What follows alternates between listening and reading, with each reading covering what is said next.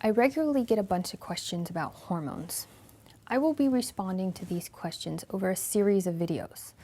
I want to remind everyone that I am not a medical doctor, so I cannot provide that perspective.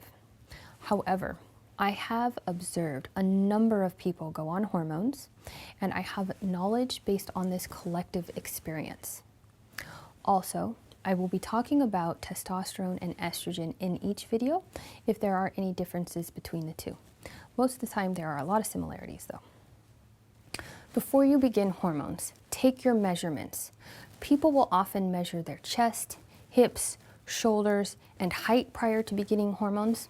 I advise that you also trace your hands and your feet on a piece of paper and write down the date.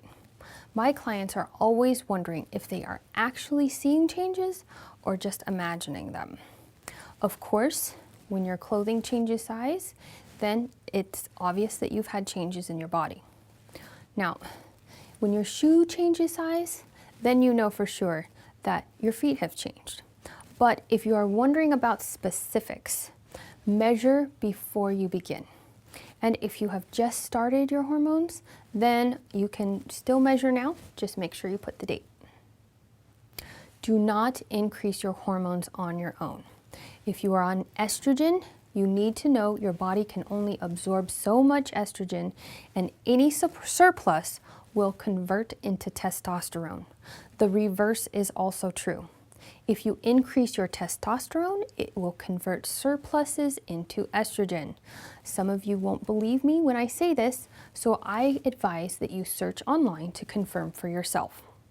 Having both hormones high in your body simultaneously will make you a mess emotionally and physically. It is likely going to make you extremely emotional. I am so serious. When my clients do this, I am receiving calls and emails, text messages about how they are on an emotional roller coaster. So please, don't drive the mental health professional you are working with crazy or yourself crazy by increasing your hormones. Not only this, emotional mess is what you will be asking for, but you will also probably be reversing the results of your puberty. Some of you won't believe me again when I say this, so I have an example to illustrate it. Male bodybuilders who have too much testosterone in their body from steroid use have what? Side effects. Moodiness, breast growth, shrinkage of genitals, all due to having higher estrogen with high testosterone. Trust your lab results as your doctor monitors your levels. This is one reason your doctor will test your blood to begin with. So, to bring your hormones into a level which is a normal range so that you can be emotionally balanced and to ensure your unwanted hormone is low. Again, do not increase your hormones on your own. Your results will not necessarily come faster.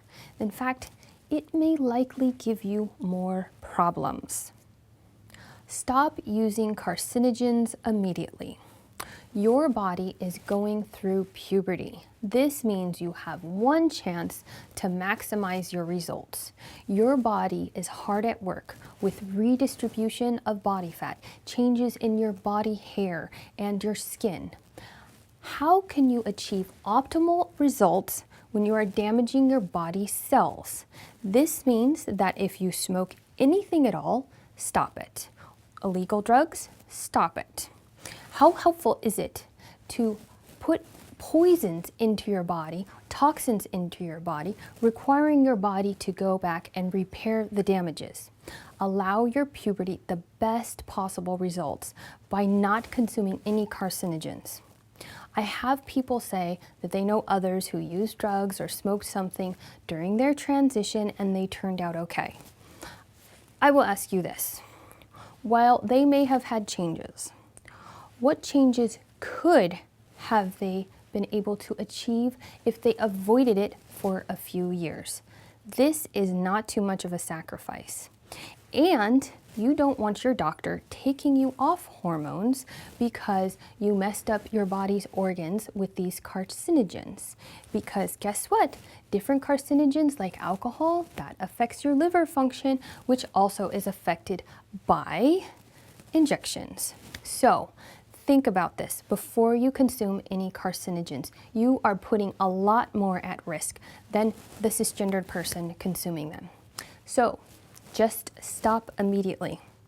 This is not negotiable. If you found this video helpful, then please remember to like, share, subscribe, and if you can afford to do so, make a donation to my student loans, which exceed $100,000. Thank you.